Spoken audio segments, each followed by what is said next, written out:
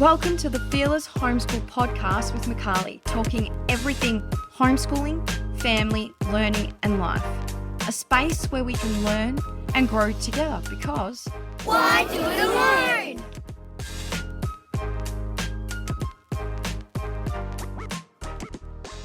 Welcome back to the Fearless Homeschool podcast, and we are listening to our second part of our chat with Felicity Harber, where we discuss a little more how it can take a while to find your groove or feel confident in the homeschooling journey, when she now discusses that she's seen her son really take a transition into deep diving into information, where he's relearning or learning more about the same interests he has. And she gives some of the resources, podcasts, and people that she has been inspired by.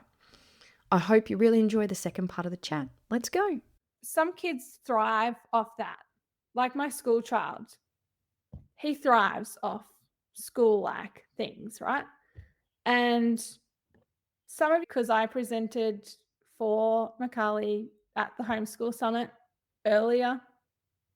2024, March. It's been 2024. Oh my gosh. Start of this year. 2023. So we road schooled for majority of 2023, which meant homeschooling my school child. So that had another change, a massive change in our approach to homeschooling, because I thought I had it down pat, and I probably did with Blaze.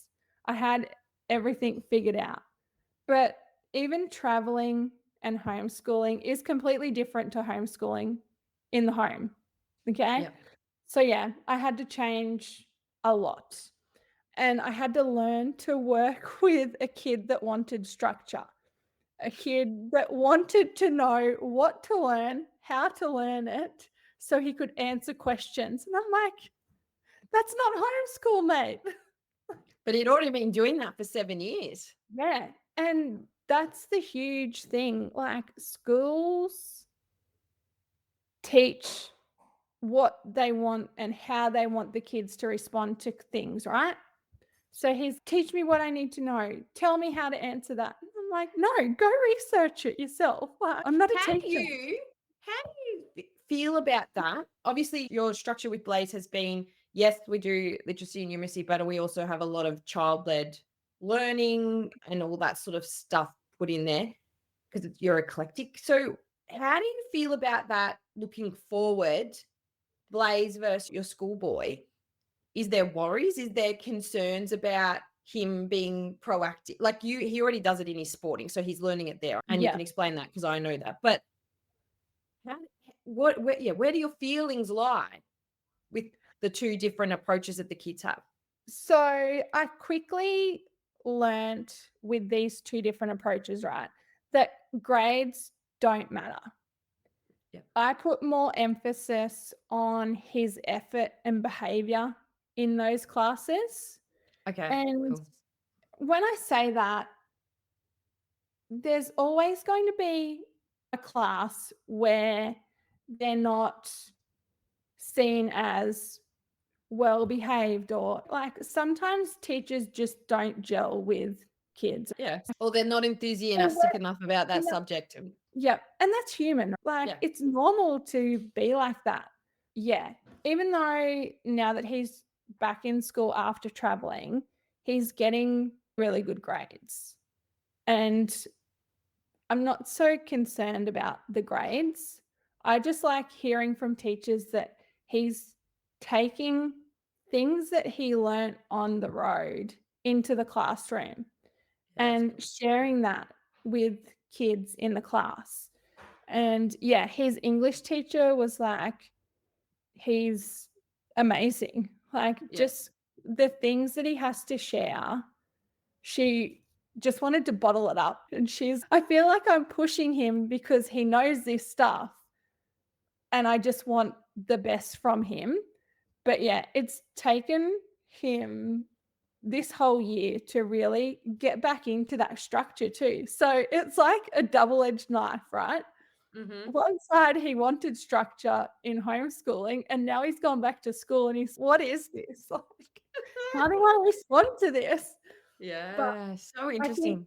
the best thing that he took from homeschooling is being able to research things for himself and Yep. using that in his assignments and stuff. Whereas, yeah, it was a huge struggle when he was first homeschooling. Like, we'd butt heads endlessly.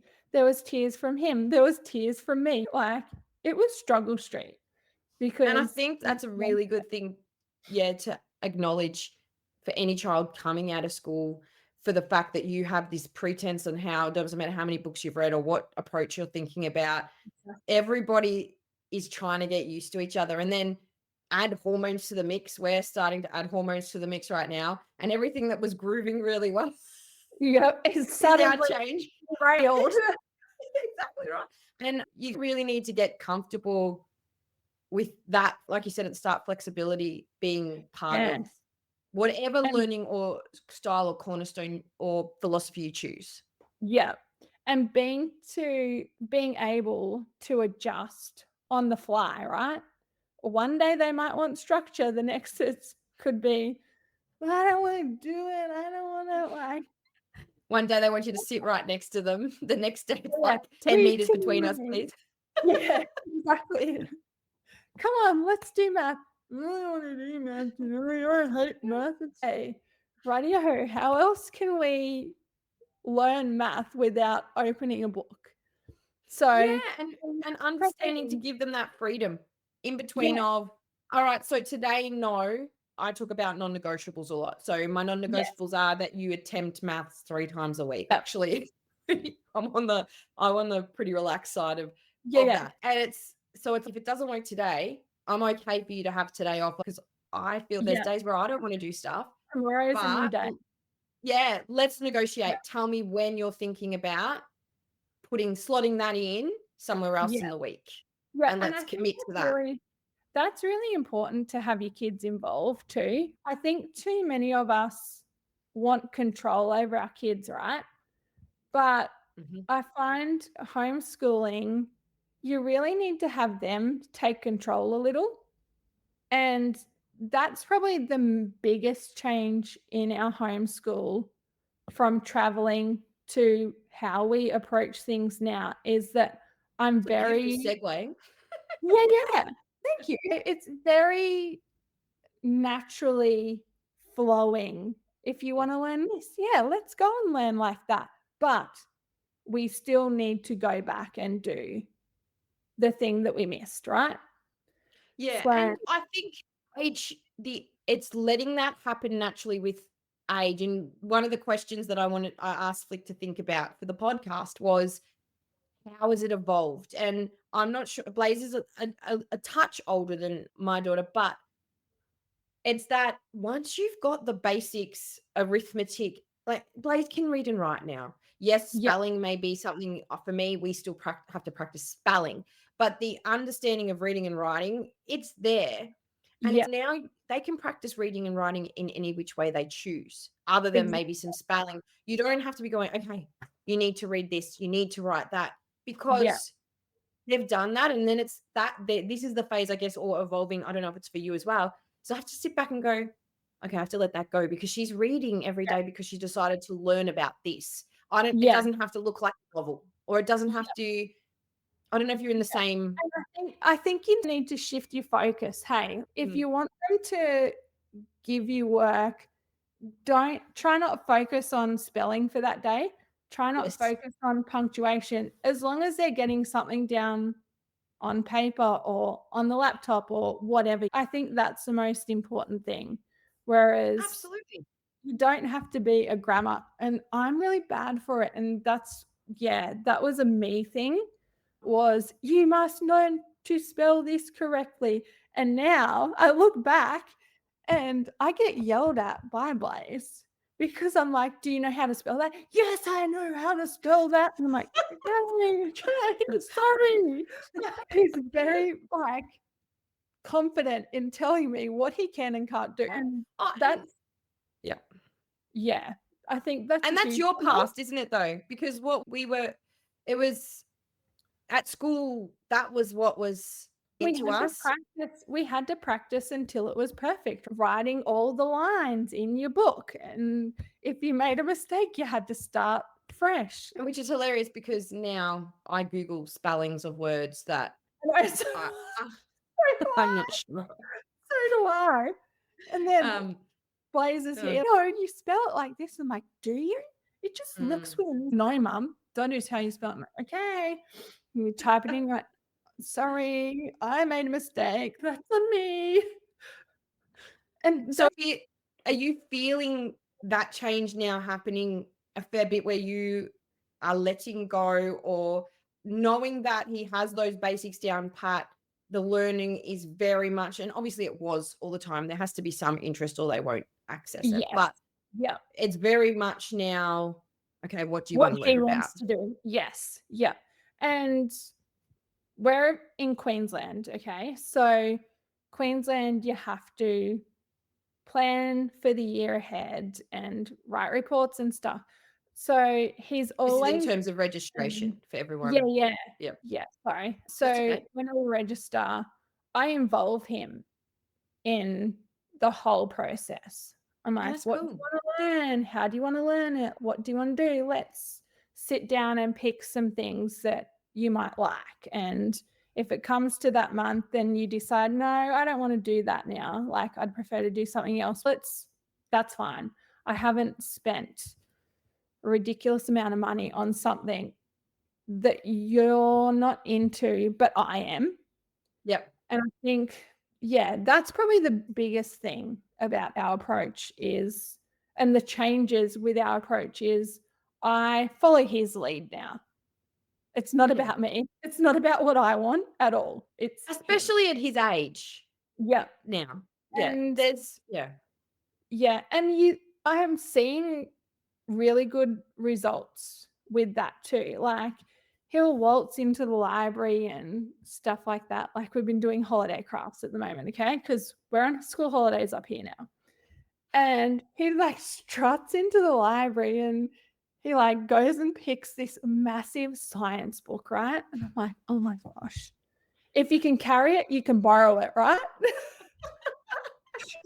Anyway, the ladies were like, oh, Blaze, you're so funny. How many, because I've been keeping tracks this year of all the books he's read, but I don't track the nonfiction ones, okay? Anyway, I'm like, yep, he's probably read over 40 books. And they're like, yeah, that's cool. And I'm like, not including nonfiction. And they're like, looking up on their computer and they're like, nonfiction makes up 70% of his borrowing. And I'm like, no. Do I start recording that? I'm like, no. Doesn't matter. As soon as you put importance on that, that's when they're like, I don't want to do that anymore. What's important to me is not important to my son. No. That's so hilarious. It'll be so interesting to follow up with Blaze's story in a couple of years, because when you talk to teen parents about if he's already reading these thick science books, a lot of them will access uni by 13 or really drive through their passions quite early. And it'll be so interesting to see where he's at then. Yes. And this year more than ever, he's been doing like a lot of online workshops for like creative writing and coding and things like that. And just how I've let him naturally go down that path, he's more engaged with those. I couldn't have forced him into those things years before because I don't want to do that. I don't want to do that. And now he's signed me up for everything. Like, oh my gosh. And the group version of it is really cool too. Yes. Yeah. So yeah, he's really digging deep into those classes now. And he probably wouldn't have had the confidence early on to do that. But yeah. And that's such a great thing to take away for me. Like with my 8-year-old son, sometimes you're like, I need to give them everything now. I need them to experience, again, me, not him. He's quite still happy playing with his Hot Wheel cars. But we need to go and see all the animals in the rock pools. We need to go and do this. And you're like, wait a second. He's 8. some of these Yeah. kids are not going, there's parents telling me like yourself, he's not engaging until he's closer to 12 or 13 in these activities. So Yeah. just hold on, take a Well, breath. Grace is 12, right? Mm, And this year I have seen the biggest change in his engagement with yeah, there you go. things than I ever have in our homeschooling. And what we've completed 5 years fully. Yeah. And you and your, yeah. Um, and it was probably the 3-year mark that I felt comfortable in my homeschooling. So it wasn't the first year. It definitely wasn't the second year, but it started to move that way by the end of the 3rd year. And I was It's like, so "Yep, funny I you say that. know what he likes. I know." Yeah. And now he's changed a little bit, but the things that he likes haven't changed necessarily. It's his engagement with those things. Yeah. So things that we've previously done, we're looping back around and redoing them because his engagement has changed with those topics.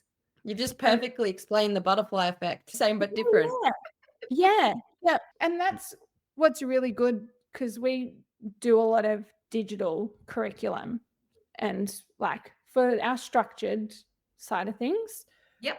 we purchase things that are made by others like Brave Writer and things like that. So yeah, I can change what he's previously done. Even though he's previously done it, I can extend on that Yeah. as per his interests. And yeah, I'm noticing that we're doing more rabbit hole trails now. Oh, cool. Because I get worried that my kids aren't there yet.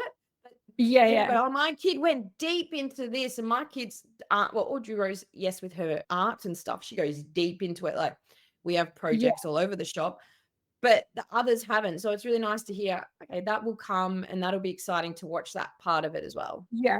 And it's really, really strange too, because lately I've found that Blaze is actually recalling things that we've 1 year ago or 2 year ago, and he's bringing that into like his learning now, Now, or he's yeah, bringing that into conversation. Hey, mum, do you remember? I'm like, nope.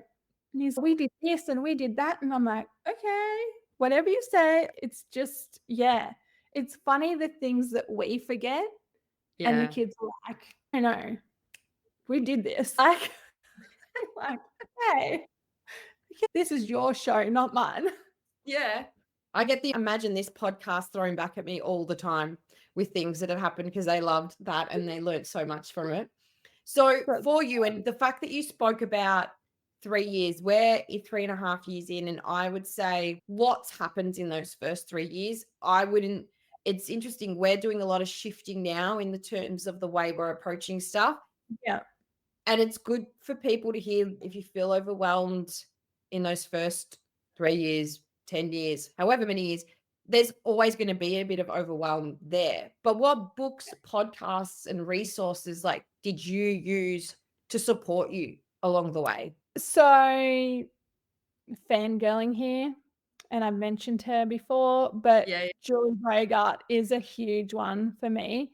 So Yep. she's got beautiful books. She's got the first one I read was The Brave Learner, Yep. and that really I reread it every year, right? So at the beginning of every calendar year, even though our homeschool isn't calendar year, I still read it in the January, okay? Because I'm like, I need a refresh after Christmas, after all the things. I just need to go back and I'm actually the like Fearless a comfort. membership. Yeah, the Fearless membership are going to do that one in Yes. February. So I'm So sending out an excited. email. Whoever knows when this podcast will come out, but of 2025. So I'm sending out an email to them this week about if you want to do it with us, purchase it, start reading it over January, because there's just like, I haven't even scratched the surface of the ideas yet Yeah. that come from that book. And she, like, it's not only her book, but she shares a lot on her socials, and like her podcast has the very same feel. of the book. So while the book is really good on its own, add in her podcast and then throw in all the little bits of help and support and stuff that she provides on her social media. So Instagram, she's, so I got to do a face-to-face book club discussion about her book, Raising Critical Thinkers. So yeah, she released that a couple of years ago now, and she's just put out a workbook to match that. So beautiful. for your teens to go through and learn how to push out the mess and find the actual good stuff. Yeah, I was lucky enough to talk to her, and that was amazing. Yeah. And the other ones I like is 1,000 Hours Outside. It promotes that you get outdoors for 1,000 hours each year. Oh, we got that covered. I know, so do we. But it's actually interesting how many families probably how and many school kids too. Yes. Yeah. My school kid eases it in. Oh, absolutely, because he's a sporty. He's everything he's doing after school. Yeah. Training 5 days a week. But so that's another one. And she's got a podcast as well. And then is it Stark Raving Dad? That's the New Zealand bloke, but he's a bit quieter now. I think he pops up every once in a while. But he's got some great stuff. Yeah. His early stuff is really good. And there's another lady, it's Ainsley Armett. So she's got a book and a podcast as well. Nice. She's written The Call of the Wild and Free. So it's a really good book. And it's on our list. It's not going to be early on though. And there was one other, and I can't think. Oh, a friend, an American friend, an Instagram friend. She's American. She's another Julie Bogart fan. But how do you say that? Hyge. Hyger? I don't know. The comfort homeschooling. So they do one thing and it covers everything. Her name's Erica. And we formed a friendship. Hyge Schoolhouse. She is Hyger Schoolhouse. She's in America, and we have conversations, and she's, it's just so wild that you're on the other side of the country. You're a day ahead of us. And so I've done book clubs with her, and she's beautiful. And just what she does with her kids, she's very eclectic as well and draws a lot from the Brave Writer, and it's a lifestyle, right? It's not just a program. And that's what I've taken away from a lot of these things is it's an actual lifestyle, not just your 9 to 3. Is it? No, because learning doesn't happen that way. That's right. Yeah. And I think a lot of us are stuck in that motion where learning should happen between set hours. But if Blaze wants to homeschool until 10 o'clock at night, be my guest. I'm going to bed.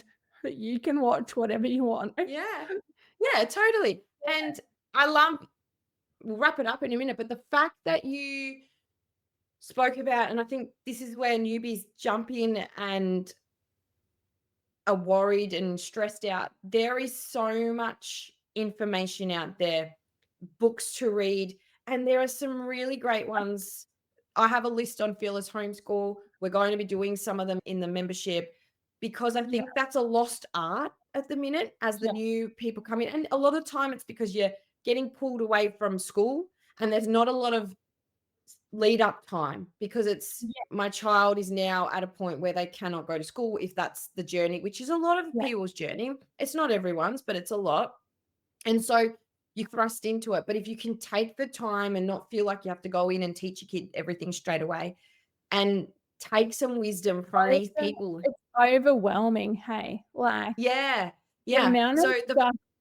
And it's understandable that people are overwhelmed because there's so much stuff. And yeah, people have thoughts that probably shouldn't have thoughts and opinions on homeschooling because they haven't done it. Yeah. Yeah. It's But- quite interesting. Yeah, but If you find take the time. exactly. Take Take a time. breath, go make a coffee or a tea if that's what you have, a juice, whatever you like to drink. Make a favorite snack and just sit down and take a breath. Yeah, and read some of these books because Yeah. they have huge amount of wisdom in them. They're from families that have sometimes are multi-generational homeschoolers. They're not first generational homeschoolers. Yeah. And you might not sit with everything that they represent, but I think that's a lost art in this last, for Yeah. us in Australia, this last wave of homeschoolers, that because it happened so quickly for them, they maybe haven't stepped back and reached out or found those people. So I think it's awesome that you've said, hey, this is some of the people that we need to start with. Yeah, yeah. And don't get overwhelmed. There's so much out there and there's so much good out there. Just start off. Go with what you feel connected to. And that's because that's where I started. Yep. And then you've probably moved up a bit. How can people reach you, Flick? And what do you have?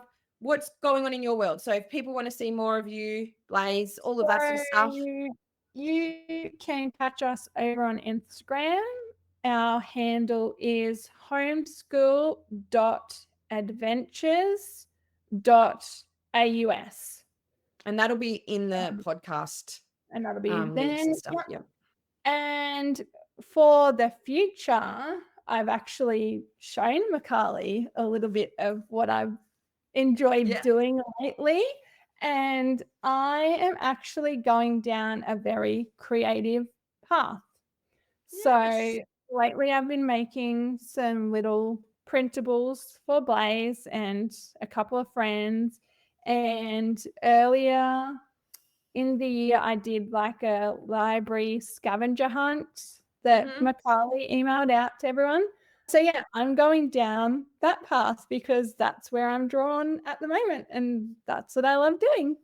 And you're going to see some of those featured with Fearless in your email. So jump on the emails. Yes. 2025, the year of creativity. Yes. Oh, you've got your word already. Yeah. I didn't even think of that. Thank you. That's okay.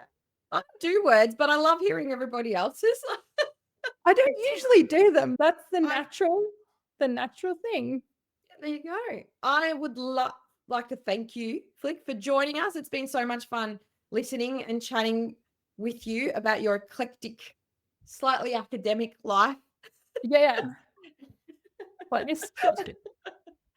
And I'm sure you will be hearing more of Flick at all of our summits. So jump in there because I annoy her enough and then she has to say yes. Jump in and check out Fearless Homeschool and jump in and check out Flick's Instagram, which is linked down below. Thank you so much for joining us, Flick. That's okay. And that wraps up our chat with Flick Harber. If you want to find out more from Flick, you can follow her at Homeschooling Adventures Oz on Instagram. Check below for the link. She'll also be helping me out in the Fearless membership, where she is starting to create with me some little units of work or fact sheets for you to be able to deep dive into different interest areas with your kids. Our Kids Corner is slowly building. Flick has some fantastic workshops within the Fearless membership, so if you're interested in understanding road schooling or wanting to know what it's like to have one at school and one at home, check out our workshops within our Fearless membership. But for now, enjoy homeschooling. And remember, the Teen Homeschooling Summit for 2025 is not too far away, the June 10th to 13th. So check that link out below. Until next time, happy homeschooling. Thanks for joining us on the Fearless Homeschool podcast. If you'd like to stay connected in between episodes, check us out on socials at Fearless Homeschool. And if you'd like to hear more about our Fearless Homeschool journey, sign up to our Fearless Family Fables newsletter. But don't forget to subscribe so that you're the first to know when a new episode drops. Because Why do it alone?